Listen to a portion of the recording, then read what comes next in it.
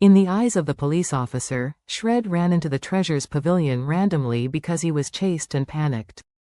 But in fact, Treasure Pavilion is Shred's ultimate goal. At this moment, Treasure Pavilion. In the hall, the auction continues, and Leona is still signing various files.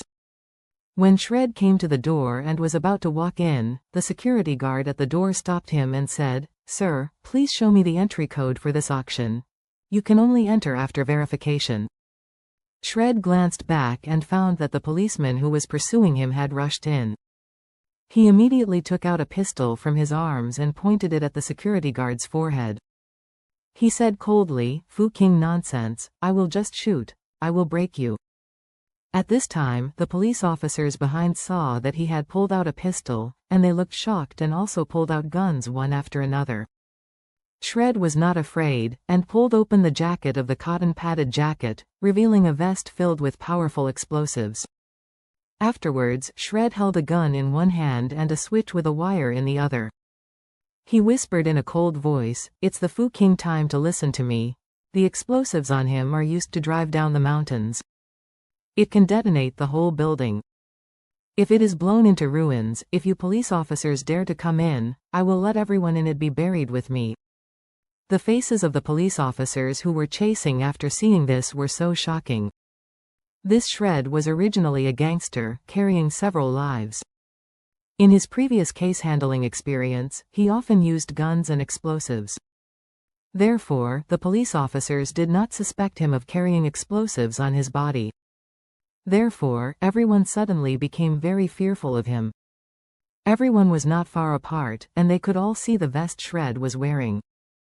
The vest was bulging, covered with strips of things like long ham sausages, and they could see that it was a powerful explosive at a glance.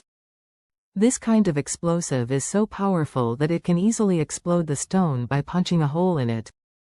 If it is really detonated here, the consequences will be disastrous. Therefore, one of the police officers immediately said loudly, "Shred, don't be impulsive. If you have something to talk about slowly, be careful of the switch in your hand." Shred sneered, "Damn, what's to be careful? I have already become a desperate man anyway, and with so many murders, I won't lose any time when I die. So you'd better show me some understanding, otherwise. If so, I just took so many people to bury me directly, which happened to save me from hiding." After speaking, he immediately pointed a gun at the security guard's head and shouted coldly, "Let me in and close the door." The security guard was robbed of the back of his head.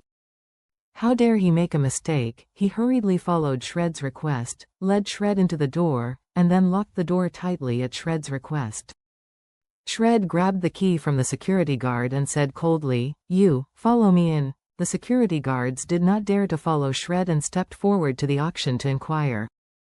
Shred directly rushed into the auction hall with a gun, and shouted at the crowd participating in the auction, "Everyone, just Fu King listen to me. Give me your head and squat down.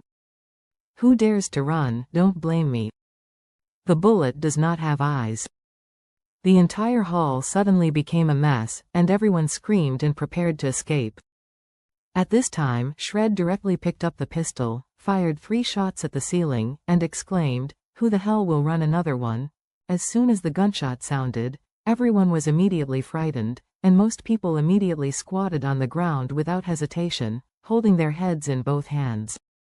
But there were also 1 or 2 people, thinking that they could have a chance to escape to heaven, so they planned to escape from the side door. Shred directly raised his gun and shot, banging twice, and directly killed the man closest to the side door. Now, the scene was even more shocked. After Shred shot the man to death, he ran directly to the corridor next to the hall. According to the information given to him by the other party, the target he wanted to kill today was in the office next to the corridor. At this time, Leona and Ziyu heard the gunshots and immediately realized that something had happened. Leona pulled Ziyu and blurted out, "Ziyu, let's go." Ziyu also knew that it was a matter of great importance, so she ran out with her mother without hesitation. However, as soon as they ran out, they saw that many people outside the corridor were already trying to run out in a panic. At this moment, Shred, armed with a gun, suddenly appeared at the entrance of the corridor. He raised the gun and pointed it directly at a man who was fleeing in a hurry. With a bang, he directly shot a bloody mist out of the back of the man's head. With this shot, the man with the gunshot in the back of his head fell to the ground with a plop, and the panicked crowd around him suddenly let out a harsh scream. Shred shouted coldly, "Listen to me, all go to the lobby to gather, no one is allowed to run. Otherwise, the end will be the same as this guy." Originally, these people were all in a panic and fled for their lives. But now suddenly someone was shot and killed in front of them, which deeply stimulated their nerves. At this time, everyone will calculate an account in their minds. If you still insist on running away at this time, you will most likely be shot dead by the opponent. But if you cooperate obediently at this time, there are at least 100 people in the entire scene, including auctioneers and staff, and it is impossible for the other party to kill so many people at once. Therefore, if you cooperate obediently, your chances of survival should be much greater. As a result, no one of this group dared to try to escape anymore. Each of them held their heads in their hands, turned around honestly, and walked into the hall one by one. Because the entrance door of the hall had been locked and the key was snatched by Shred, it was impossible for this group of people to have a chance to escape. At this time, Shred saw that everyone in the hallway had gone to the hall, and he shouted into the hallway, "All the people in the office and bathroom also listened to me. I call you to the hall in 1 minute. Assemble, I will check all the rooms in 1 minute. If I find someone hiding in it, don't blame my bullet for not being affectionate." After speaking, he added, "I tell you the truth, I didn't come for any of you today. I was just forced to flee by the police. I fled here to hide, as long as you honestly cooperate. When I negotiate with the police, I will naturally let you go.